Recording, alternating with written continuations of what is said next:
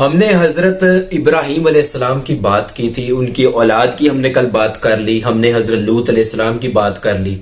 آج ہم حضرت ابراہیم کی ایک اولاد میں سے جو اولاد ہے حضرت یعقوب علیہ السلام، ان کی اولاد جو 12 ان کے بیٹے تھے، ان میں سے آج ایک بیٹے کے اوپر ہم بات کریں گے جس کے اوپر پوری قرآن میں سورت بھی اتری، سورہ یوسف، جو کہ پیغمبر تھے اللہ کے۔ ٹھیک ہے، ان 12 میں سے ایک پیغمبر حضرت یوسف علیہ السلام پر آج ہم بات کریں گے کہ ان بھائیوں میں کیا حالات رہے اور قرآن نے ان کو کیسے ڈسکرائب کیا اور ان کو کون سی چیزیں اللہ نے عطا کی، ان پر کون کون سی نعمتیں کی، کون کون سی نوازشیں تھیں اور ان کی آزمائشیں کیسے آئیں۔ تو چلتے ہیں سیدھا ویڈیو کی طرف۔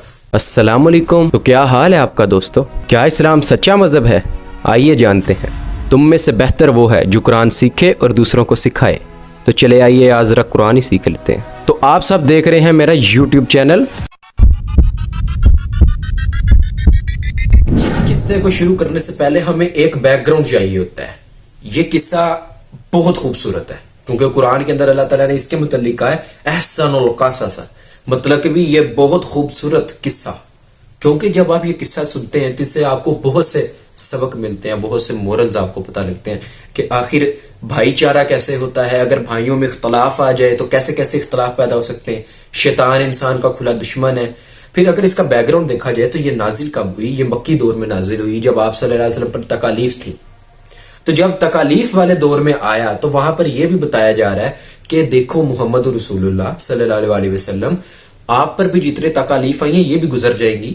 ہم نے اور بھی جتنے پیغمبر تھے یوسف علیہ السلام، ان کے اوپر بھی جب کنویں پر وحی آئی اور ان کی جو تکالیف تھی وہ بتائی گئی کہ بھی یہ دیکھو اتنی تکالیف آنے کے بعد بھی ان پر آسانی آئی اور ان پر ہم نے نبوت دی اور ان کا ساتھ نہ چھوڑا، تو آپ بھی صبر کریں۔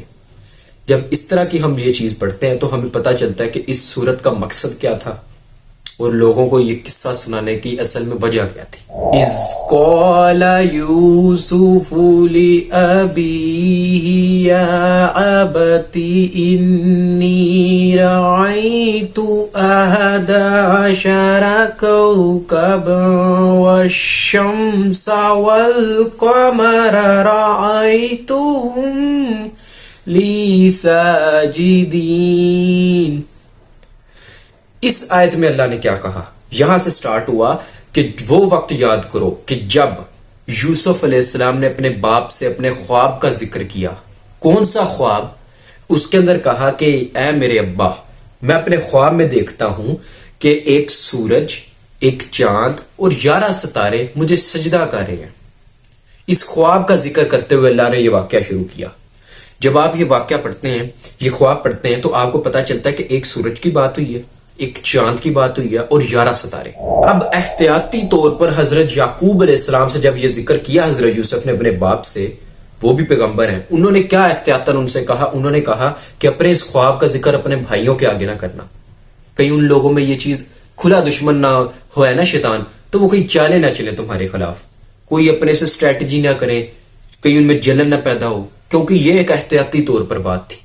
جو انہوں نے یہ خواب بتایا ہے اس سے تو پتہ چل رہا ہے کہ ان کو ذرا فضیلت دی جا رہی ہے، تو یہاں پر ذرا ذہن میں رکھنا، حضرت یوسف کو کہا کہ اپنے بھائیوں سے اس کا ذکر نہیں کرنا۔ اب آگے حضرت یعقوب علیہ السلام نے اس کا فیصلہ سنایا ہے اس خواب کا۔ کیا کہا؟ کہ بے شک تیرا رب تجھے چنے گا، کیونکہ ان کو پتہ لگ گیا تھا کہ یہ بیٹوں میں سے میرا وہ بیٹا ہے جس کو اللہ نے وحی دی ہے، جس کو آگے یہ پیغمبر اس کو بننا ہے۔ تو اللہ تعالیٰ وہ جو حضرت یعقوب ہیں انہوں نے اس چیز کا پہلے ہی بتا دیا کہ بے شک اللہ تجھے چنے گا، تجھ پر اپنی نعمت تمام کریں گے۔ اللہ تعالیٰ آپ کو جو ان سے یعنی حضرت یوسف کو بتایا جا رہا ہے کہ آپ کو یہ نعمت ملنی ہے، اور کون سی نعمت ملنی ہے؟ کہ انجام نکالنا باتوں کا، کہ آپ جو ان سے تعویل کریں گے، خوابوں کی تعبیر وغیرہ آپ کریں گے اور آپ یہ بتائیں گے لوگوں کو، وہاں سے باتیں نکالیں گے۔ اور اس کے بعد کہا کہ بھی جس طرح پہلے اولاد یعقوب، جیسے ہم پر یعقوب علیہ السلام، میرے باپ یعنی کہ حضرت اسحاق علیہ السلام، اور پھر ان کے باپ یعنی حضرت ابراہیم علیہ السلام پر نعمت تمام کی تھی اللہ نے، اسی طرح اب تمہاری باری ہے۔ کہ بھائیوں کو تو پتہ لگنا تھا کیسے ہوا، پھر آگے کیا ہوا۔ اب وہ بھائی ان کے آپس میں بات کر رہے ہیں، اپنے باپ کی حضرت یوسف کے ساتھ اٹیچمنٹ دیکھ کے کیا کہہ رہے ہیں کہ یہ دیکھو یوسف اور اس کا بھائی جو ان سے ہمارا باپ ان سے زیادہ محبت کرتا ہے اور بے شک ان کے زیادہ قریب ہے، اور ہم ایک جماعت ہیں، حالانکہ ہم لوگ بھی تو ہیں، وہ یہ کہنا چاہ رہے ہیں ہم بھی تو جماعت ہیں، لیکن ان کا جو ہمارا جو باپ ہے وہ یوسف کے لیے جو ان سے وہ اس کا دل دھڑکتا ہے، اس سے محبت کرتا ہے. اب حسد آ رہا ہے بیچ میں. اب اس کا حل کیا دے رہے ہیں آپس میں؟ اب آپس میں اسٹریٹجیاں تو چل رہی تھی. کیا اسٹریٹجی میں حل آیا کہ یا تو یوسف کو مار ڈالو یا اس کو زمین میں کہیں پھینکو. اور کیا کہا، اس سے تمہارا باپ جو ان سے ہے اس کی اب اٹینشن یوسف علیہ السلام سے ہٹے گی اور ہماری طرف آ جائے گی. اور آگے کیا کہا، اور پھر ہم نیک ہو جائیں گے. اب ایک نے بیچ میں کیا مشورہ دیا، جب مارنے کی بات ہو رہی تھی اس نے کہا نہیں نہیں نہیں مارو نہیں، ہاں اندھے کنواں جو ان سے نا اس میں پھینک دو، ٹھیک ہے. اب جب کوئی گزرے گا قافلہ وہ لے گا اس کو اور لے کر چلے جائے گا یہاں سے، اور تمہارا کام بھی بن جائے گا. اس کو مارو نہیں اگر تمہیں کرنا ہی ہے تو. اب اسٹریٹجی بن گئی ہے. اب اپنے باپ کو بہلایا جا رہا ہے. کیا کہا جا رہا ہے کہ اے ہمارے باپ، آپ کو کیا ہوا کہ آپ ہم سے ہمارے لیے اتنی اچھی چیز نہیں رکھتے کہ ہم یوسف کے خیر خواہیں. اب وہ لے کر جانا چاہ رہے ہیں، اسٹریٹجی بن چکی ہوئی ہے. اب وہ لے کر جانا چاہ رہے ہیں، اپنے باپ کو بتا رہے ہیں کہ بھی آپ ہمیں یوسف کے معاملے میں ہم پر اعتبار کریں، ہم تو اس کے خیر خواہ ہیں، ہم تو بھائی ہیں، ہمیں لے کر جانے دے اسے. اب وہ جو کرنا چاہ رہے تھے وہ اس والی بات ہو رہی ہے کہ اسٹریٹجی بن چکی ہوئی ہے، اب وہ صرف لے کر جانا چاہ رہے ہیں. اس یوسف کو ہمارے ساتھ بھیجو تاکہ یہ میوے کھائے، وہاں پر کھیلے کودے، اور ہم تو اس کے نگہبان ہیں، ہم اس کی حفاظت کریں گے وہاں پر. اب حضرت یعقوب نے اس کا جواب کیا دیا کہ مجھے یہ بات تکلیف دیتی ہے، مجھے رنج دے رہی ہے کہ تم اسے لے جاؤ اور یہ جو ان سے اس کو کوئی بھیڑیا کھا جائے اور تم لوگ جو ان سے بے خبر رہو، کہ تم لوگ آپس میں کہیں ادھر ادھر ہو جاؤ اور پیچھے سے کوئی اس کو بھیڑیا کھا جائے. کیونکہ وہ علاقہ اس طرح کا تھا، صحرائی علاقہ، اور وہاں پر جو ان سے جنگل بھی تھا، وہاں پر بھیڑیے بھی تھے. اب ان کے بھائیوں نے اس پر کیا جواب دیا، انہوں نے کہا کہ اگر اسے بھیڑیا کھا جائے اور ہم کیونکہ ایک جماعت ہیں تو پھر ہمارا فائدہ کیا.